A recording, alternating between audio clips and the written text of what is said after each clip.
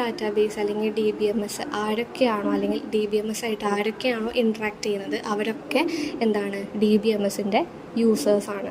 നമുക്ക് കുറച്ചധികം യൂസേഴ്സ് പഠിക്കാനുണ്ട്. Database administrator, application programmers, sophisticated users, naive users, ഇങ്ങനെയൊക്കെ ഓരോ കാറ്റഗറൈസ് ചെയ്യപ്പെടുന്നുണ്ട്. ഡാറ്റാബേസിനെ അല്ലെങ്കിൽ DBMSനെ ആരൊക്കെ യൂസ് ചെയ്യുന്നു അല്ലെങ്കിൽ ആരൊക്കെ DBMS ആയിട്ട് ഇൻട്രാക്ട് ചെയ്യുന്നു എന്നതിൻ്റെ അടിസ്ഥാനത്തിൽ ഓരോ ടൈപ്പ് യൂസേഴ്സാണ് ഉള്ളത്. അപ്പോൾ എങ്ങനെയൊക്കെയാണ് അവർ ഇൻട്രാക്ട് ചെയ്യുന്നത് അല്ലെങ്കിൽ ഏത് ടൈപ്പായിട്ടാണ് അവർ ഇൻട്രാക്ട് ചെയ്യുന്നതിനെ ഡിപ്പെൻഡ് ചെയ്തിട്ടാണ് ഇത്രയും കാറ്റഗറൈസ് ചെയ്തിട്ടുള്ളത് നമ്മുടെ യൂസേഴ്സിനെ. അപ്പോൾ ഇവരെ ആരൊക്കെയാണെന്നുള്ളത് നമ്മൾ പോകുക വഴി പഠിക്കുന്നുണ്ട്, ഡീറ്റെയിൽ ആയിട്ട് പഠിക്കുന്നുണ്ട്. ഇവിടെ ജസ്റ്റ് പേരുകൾ മാത്രം മെൻഷൻ ചെയ്യുന്നുള്ളൂ. അപ്പോൾ നമുക്ക് യൂസേഴ്സ് എന്ന് പറയുന്ന കമ്പോണൻ്റ് എന്ന് പറയുന്നത് എന്തായിരുന്നു?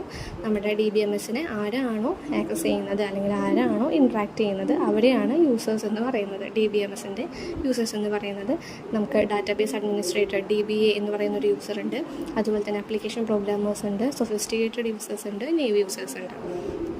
ഇനി നമ്മുടെ ലാസ്റ്റ് കമ്പോണൻ്റാണ് പ്രൊസീജിയേഴ്സ് എന്ന് പറയുന്ന കമ്പോണൻറ്റ്.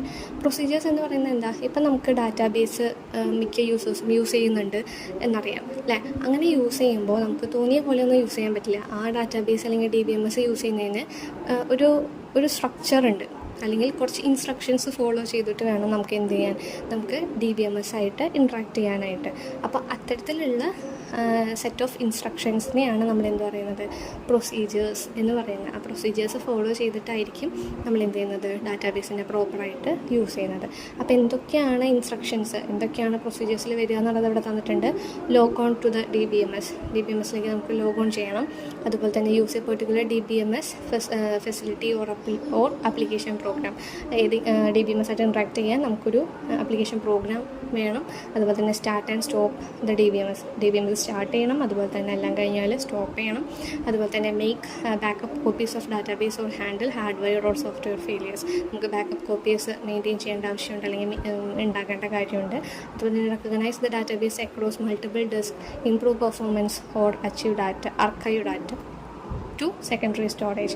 ഇവിടെ കുറച്ച് ക്വസ്റ്റ്യൻസ് തന്നിട്ടുണ്ട്.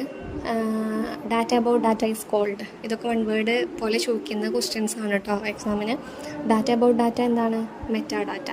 അതുപോലെ രണ്ടാമത്തെ വന്നിട്ടുണ്ട് list the name of major components of a database system. നമ്മൾ DBMSൻ്റെ കമ്പോണൻസ് പഠിച്ചാണ്, അതെന്താണെന്ന് ചോദിക്കുന്നുണ്ട്.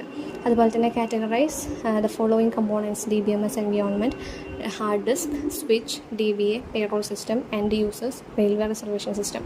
അപ്പോൾ നമ്മൾ നോക്കിയിട്ടുള്ള കമ്പോണൻസ് യൂസ് ചെയ്തിട്ട് ഈ തന്നിട്ടുള്ളവയെ കാറ്റഗറൈസ് ചെയ്യാനായിട്ട് പറയുന്നുണ്ട്. അപ്പോൾ ഈ രീതിയിൽ എക്സാമിന് ചോദ്യങ്ങൾ ചോദിക്കാറുണ്ട്.